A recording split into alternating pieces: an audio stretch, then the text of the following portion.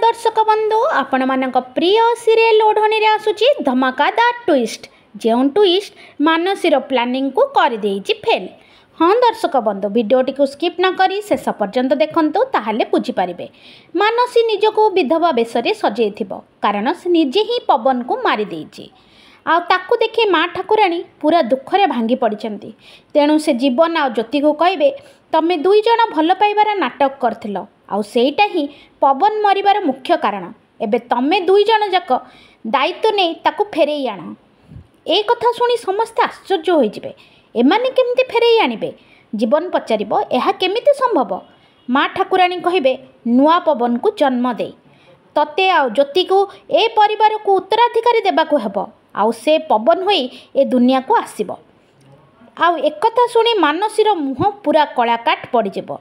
एबे से कौन करिबो? से जहाँ भाभी जीवन सांगरे रहिबो एबे तार की अवस्था हेबो? दर्शक बंधु मानसीर कौन हैला जानिबा पई देखंतु ओढ़नी राति 9:30 रे केवल तरंग टीवी तरंग प्लस रे। आ मो चैनल को लाइक शेयर सब्सक्राइब करबा जमा भी भूलिबेनी।